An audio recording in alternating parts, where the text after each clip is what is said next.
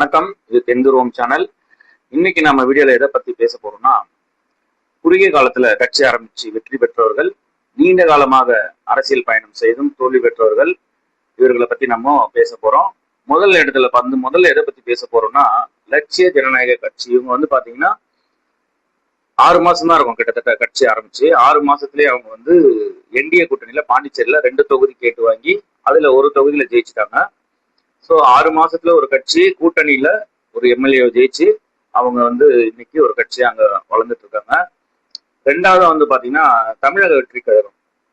தமிழக வெற்றி கழகம் பாத்தீங்கன்னா கட்சி ஆரம்பிச்சு ஒரு 2-2.5 வருஷத்துலயே முதல் தேர்தல் இதுதான் சந்திக்கிறாங்க. 2026 முதல் தேர்தலிலேயே மாபெரும் வெற்றி.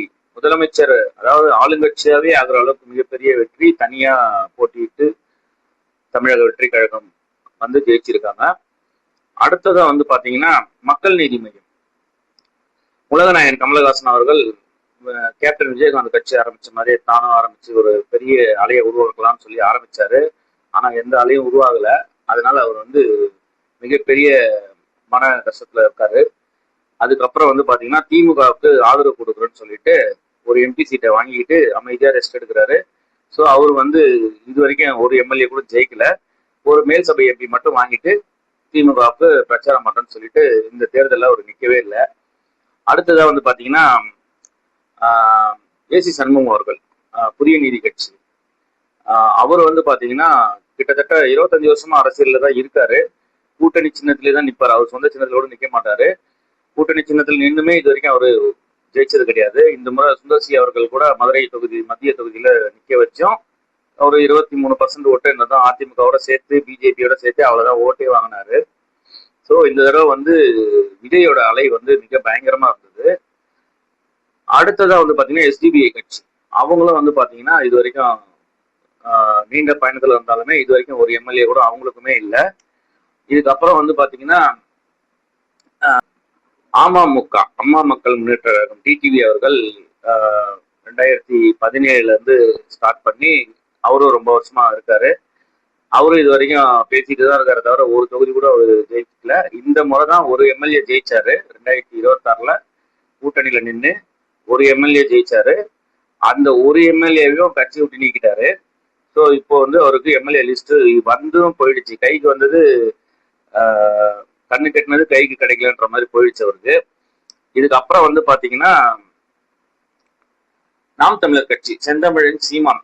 அது என்ன செந்தமிழன் சீமான், அவர் மட்டும்தான் தமிழனா அப்படின்றது எல்லார் மனசுலயும் தோணும். அப்படி கிடையாதுங்க. அவங்க அப்பா பேர் செந்தமிழன், அவர் பேரு சீமான். இனிஷியல் எஸ் சீமான் சொல்றது பேர்ல செந்தமிழன் சீமான் அப்படின்னு சொல்றாரு. இப்ப முன்னாடி எம்கே ஸ்டாலின் சொல்லிட்டு இருந்தாங்க. இப்ப முத்துவேல் கருணாநிதி ஸ்டாலின் அப்படின்னு 5 வருஷமா சொல்லிட்டு இருந்தாங்க இல்லையா. அது மாதிரி இவரும் நீண்ட வருஷமா 2010 இருந்து 16 வருஷமா மைக்க பிடிக்கிறாரு, கடிக்கிறாரு, கத்துறாரு, கதறாரு. 2 துவாரப்பாளர்கள் வர அவருக்கு கூட. இவரை விட அவங்க பயங்கரமா மைக்க கடிப்பாங்க, பயங்கரமா பேசுவாங்க. ஆனா பேரு தான் இருக்கிறதுக்கு கெட்டுக்கிட்டே இருக்கு. முதல்ல 1% வாக்கு சதவீதத்துல ஆரம்பிச்சாங்க. அதுக்கப்புறம் 6% ஆனாங்க. அப்புறம் 8% ஆனாங்க. நல்லா வளர்ந்துட்டே போன கட்சிக்கு மறுபடியும் 4% ஆயிடுச்சு. அது ஏன்னு மக்களுக்கே தெரியும். மக்கள் ரொம்ப பொறுமையா எதிர்பார்த்துட்டே இருந்தாங்க. இவங்க எதுவும் செய்யற மாதிரி தெரியல. வெறும் ஃபண்டுக்காக கட்சி நடத்துறாங்கன்னு சொல்லி முடிவு பண்ணிட்டு இதுக்கப்புறம் இவங்களுக்கு ஓட்டு போடக்கூடாதுன்னு சொல்லி அவங்க ஓட்டு போட்ட நிறுத்திட்டாங்க. இப்போ இதுல ஒரு 2 பேர் கூட்டணி கட்சி சின்னத்துல நம்ம இவர் மாதிரி ஏசி சண்முகம் மாதிரியே உதயசூரிய சின்னத்துல கொங்கு மக்கள் கட்சி ஈஸ்வரன் அவரும் அதுக்கப்புறம் வேல்முருகன் பண்ருட்டி வேல்முருகன் அவர்களும் உதயசூரிய சின்னத்துல கடந்த 5 ஆண்டுகள் எம்எல்ஏவா இருந்திருக்காங்க. ஸோ சீமான் அவர்கள் பொதுவெளியில பேசும்போது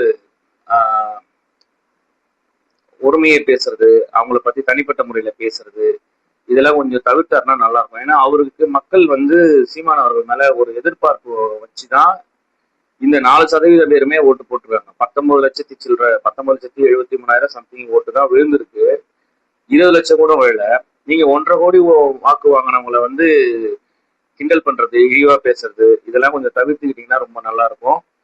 ஏன்னா இப்போ அவதூறு பேசினா அரெஸ்ட் பண்ணுவாங்க. அரெஸ்ட் பண்ணா நம்ம பேர் வாங்கலாம். சீமானை ஜெயிலுக்கு போட்டாரு விஜய் அவர்கள், அரெஸ்ட் பண்ணிட்டாரு, பழி வாங்குற நடவடிக்கை ஆரம்பிச்சுட்டாங்க, அப்படி இப்படி எதனா ஒண்ணு சொல்லி விடலாம்னு சொல்லிட்டு பிளான் பண்றீங்கன்னு தெரியுது. ஆனா அதெல்லாம் எதுவுமே நடக்காதுங்க. நீங்க எதிர்பார்க்கறது வேற, இவங்க மாடலே வேற. இடைத்தேர்தலுக்காக காத்துட்டு இருக்கேன், பொறுமையா வெயிட் பண்றேன் அப்படின்னு சொல்றீங்கல்ல. ஏற்கனவே 16 வருஷமா பல தேர்தலை பார்த்துட்டீங்க. அதுல எல்லாம் நீங்க வாங்காத வெற்றி இந்த இடைத்தேர்தல நீங்க வெற்றி அடைஞ்சு பேரு புகழும் சம்பாதிச்சு டிவிகே மேல மக்களுக்கு நம்பிக்கை போச்சு நிரூபிச்சிட போறீங்களா என்ன? பொது தேர்தலையே பாத்தீங்க ஓட்டு சதவீதம் எவ்வளோட்டு. பஸ் நிறுத்தி, காரை நிறுத்தி, ரயிலை நிறுத்தி, வழிமறிச்சு 1000 பிரச்சனை பண்ணியுமே 108 சீட்டு வந்து தரமா ஜெயிச்சாங்க. அப்போ இடைத்தேர்தல்ல அவங்க கவர்மெண்ட் நடக்குது, உங்களால பஸ்ஸையும் நிறுத்த முடியாது, எதுவும் பண்ண முடியாது அப்படின்னும் போது அவங்க எப்படி தரமா ஜெயிப்பாங்கன்றத கொஞ்சமாவது யோசிச்சுங்களா? நீங்க யோசிச்சு பேசுங்க. ஏற்கனவே பேசி பேசிதான் இது வரைக்கும் ஒண்ணுமே வந்து கவுன்சிலர் கூட ஜெயிக்க முடியாத மாதிரி நீங்க கஷ்டப்பட்டு இருக்கீங்க. அங்க அந்த லோக்கல்ல வந்து உள்ளாட்சி மன்றத்துல ஒரு சில இடங்கள்ல அந்தந்த மக்கள் தனி செல்வாக்குனால ஜெயிச்சிருக்காங்க. அது வந்து உங்க கட்சியால ஜெயிக்குதுன்னா ஒட்டுமொத்தமா ஜெயிச்சாதான். இப்ப விஜயோட அலையில ஜெயிச்சாங்க பாத்தீங்களா 108 எம்எல்ஏ, அதுதான் ஒட்டுமொத்தமா உங்களை நம்பி ஜெயிக்கிறது. மீதி எல்லாம் அவங்கவுங்க தனி செல்வாக்குல ஜெயிக்கிறது தான். ஸோ இது மாதிரி நம்ம அடுத்த அரசியல் நிலவரங்களை பத்தி நம்ம அடுத்த வீடியோல பேசுவோம். அதுவரை உங்களிடம் விடைபெறுவது உங்கள் ஆர்கே.